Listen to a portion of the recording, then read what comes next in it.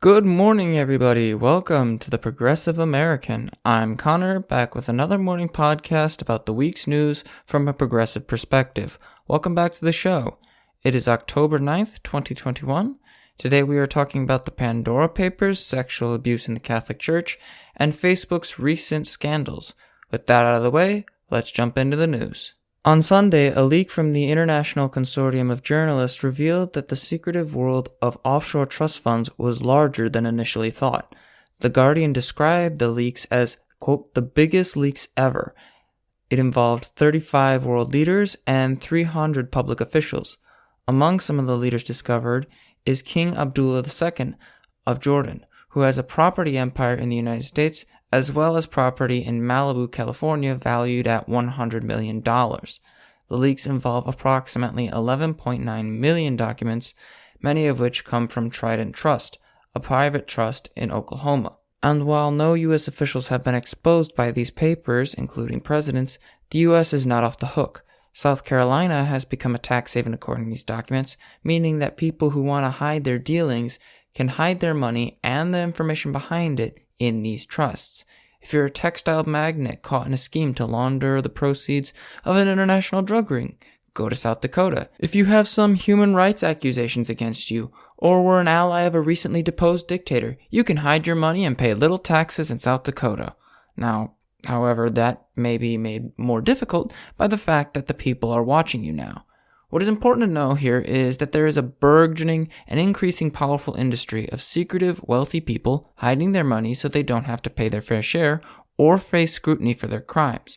Allegedly, of course. And while it is hard to tell how many people use this system or how extensive it is almost certain that this industry of secrecy, corruption, and money hoarding will continue unabated if something isn't done. The U.S. has long warned about this kind of thing in other communities and other nations, but rarely has it ever discussed about how our own tax policies contribute to that very thing, and it appears some states want to be like Sweden and Panama as a tax haven. I bring this up because not only do I think it's worth noting, but also because this trend towards hyper-secretive trusts is not going away. States like Nevada and Alaska are already considering making bills that will replicate the tax haven status of South Dakota, and it is almost certain that other states will follow suit. This means that these could be a haven for people who otherwise would not be trusted to put their money in the United States. Iranian theocrats, people who are involved in illegal nuclear weapons trading, anything that would be of scrutiny to the public and to the international community could become an issue here in the United States and by extension influence our economy. That's a problem. Imagine how much money already influences our politics. And then, with new laws, with new changes in state laws, we could see more people, more corrupt influence getting involved in our politics and local communities. Imagine how much that would hurt things. So what the American people and what you need to do is keep an eye out for this. If there's something in your state law or if there's some state proposal that you're seeing that seems to match this kind of behavior, you should raise hell about it. Are these people making it easier for trusts to hide what they are doing, who their clients are, who's putting money with them? If there is, then you should take that information and spread it far and wide. If you have a local paper, send that information to them to raise hell. A state paper or even a national paper is greater exposure to draw attention to these issues if you can. Do whatever it takes to get attention to these issues. The fact of the matter is that once somebody in power finds a way to save money, they will pursue that matter to the bitter end. And it is up to you and me and every other citizen to make sure that they don't do that so they don't take control of our political system. The Pandora Papers are not the first leak to show that the wealthy are growing more and more power on an international scale. So you and I have to work to end that. There have been papers before this, and there will be many papers like this. It is only going to get worse if we don't do something. Speaking of abusive uses of money, I wanted to talk to you all about what's going on in Alabama. Sunday, Slate magazine reported that the governor of Alabama, Kay Ivey, signed a law that used COVID funding that they got from the federal government to build 2 super prisons. The prisons would house approximately 4,000 people in each prison. The state plans to use $400 million of the $2.1 billion federal relief money they received to build these prisons. Now, the argument that Alabama makes is that with the rise in crime, they need to increase prison sizes. Now, if that was the case, and if it was truly necessary, they would not have waited till COVID came around to do this. They wouldn't have waited for federal funding to do it, much less wasted our time using COVID relief funds to do it. They would have done it with their own money and time. Instead, Alabama is taking money that was supposed to save lives against a disease that has killed 700,000 people to lock people away instead. Mind you, Alabama has a debt of $8.9 billion, which is significantly less than that of the U.S. government. They could easily spend the money necessary to pay for these prisons without wasting the money of multiple states that never agreed to this. Nobody in Illinois or in any other state got a voice in this. Instead, we got a stimulus package that paid for these prisons, which nobody agreed to. And that's just something I want to bring up, not because it's just, they're wasting our money. It's because any person can make this argument about where the COVID funds go and let their partisan identity guide it. For example, Illinois was a big target of this.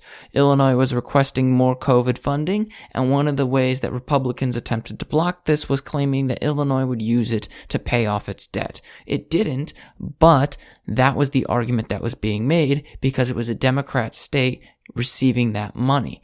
And that's something that is consistent throughout this entire thing. When the Republicans needed to shore up their base and hopefully win in the midterms, they were perfectly fine with a stimulus package, but they were going to do everything they can to make sure their guys got the money, their state got the money.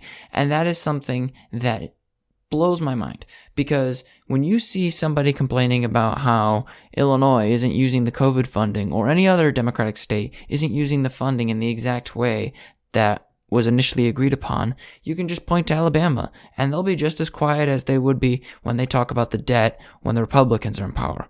That is to say, they don't talk about it at all. So this is a bit of a tidbit for me. I think that when I look at this, when I see it, I see this not so much as an example of some particularly shocking news, Republicans being tough on crime. So no, what I see here is a form of political and partisan opportunism that is symbolic of a lot of Republican policies today.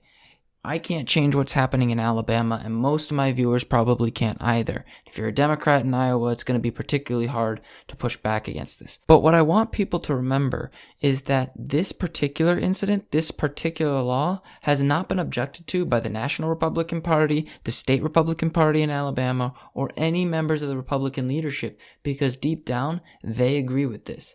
When there's this whole debate about COVID stimulus or any future stimulus payments that may occur under the Biden administration, just remember, Republicans will gladly take the money to use it for their own ends and then accuse the Democrats of being wasteful. And to be clear, Democrats aren't perfect, but let's not pretend that the Republicans aren't playing games with this either. Now, speaking of corruption, we turn to Trump and one of his lawyers' newest problems.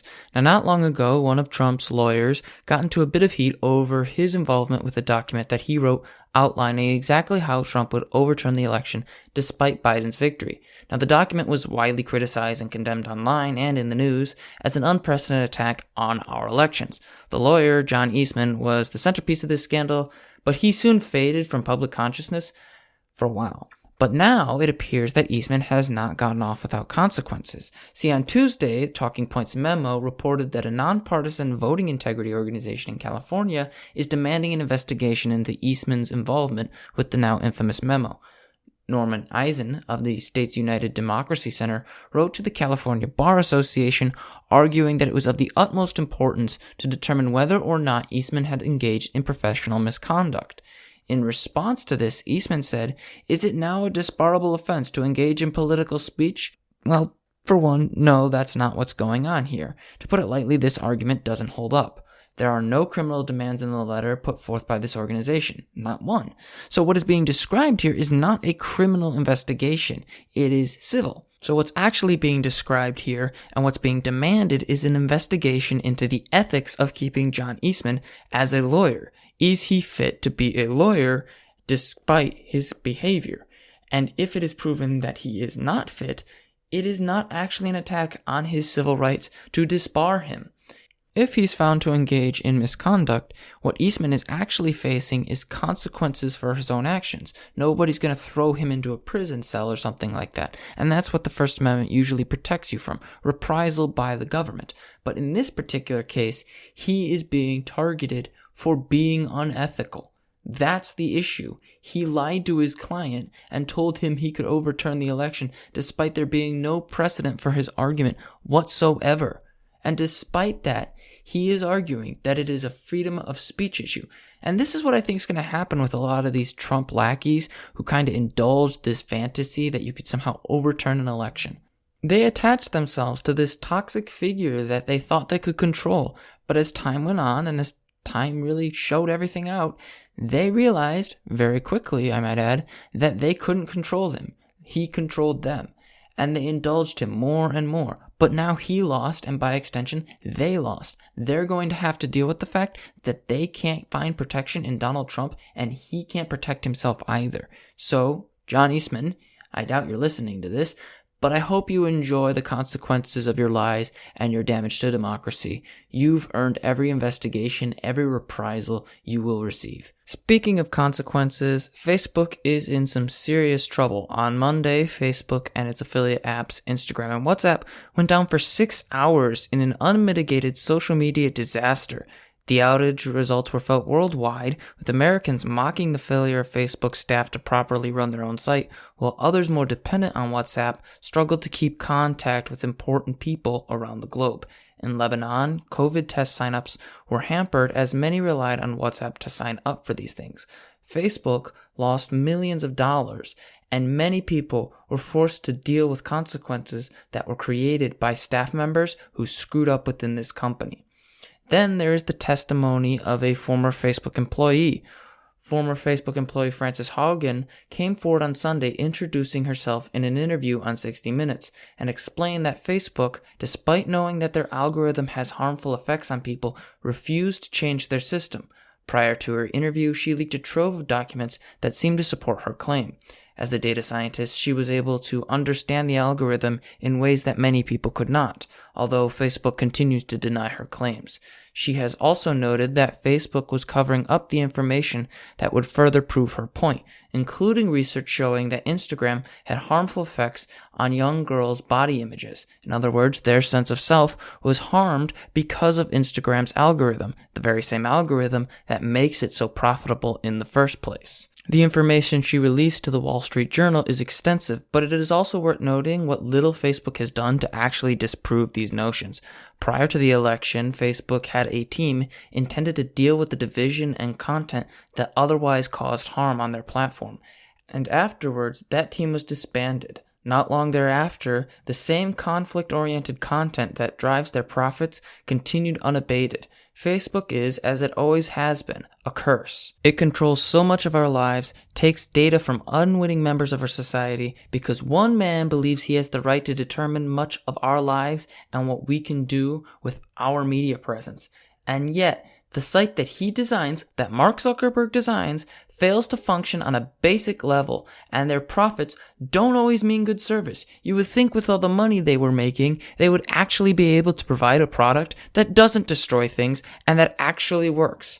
So whatever the outcomes of this testimony may be, one thing is for certain. Facebook can't continue in its current form. It can't continue to own so much of our society and do so little good. It can't continue to own WhatsApp. It can't continue to own Instagram. And quite frankly, I think the social media platform itself should be broken up just because of how many people are on it and how much influence one man has had over the entire property. It is insane. And the fact of the matter is, this one man, Mark Zuckerberg, has been completely and utterly irresponsible with the power he has. I don't know if many people are aware of this or even care to look at it, but under Facebook's watch, there was little to no concern about the conspiracy theories about Muslims that were spreading in Burma that led to attempted acts of violence and successful attempts of violence against Muslim people in a massive attempt at genocide. Facebook was responsible for that, and yet nothing happened to it. It never pays for its crimes or its malfeasance, ever.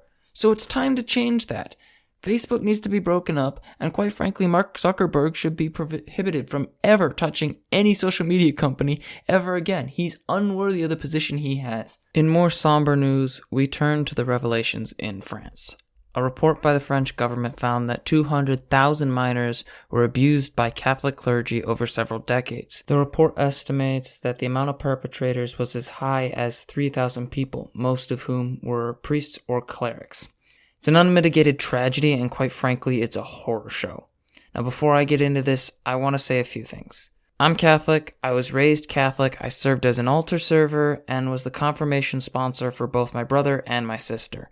This hits home, and it is downright infuriating that yet another example of abuse finds itself showing up in the exact same pattern that we saw in Germany in 2018. This is a global problem, and the sadder thing about this is that it is probably a fraction of the victims that are actually coming forward. So with that in mind, I want to say this to the victims. I am so sorry that you went through this. There is no excuse for what happened to you, and no amount of denial or obfuscation will undermine the validity of your pain. I hope to God you never have to deal with this ever again, and I hope nobody ever faces what you did. As for the church, there needs to be a complete reset. Every major institution, every rank, and every church needs to be turned upside down to root out this ungodly stain on the church and on the people who suffer because of it. When people kneel at the altar of God, they don't ask for you to touch them. They ask you to save their souls. They trust you. That's all they ask for.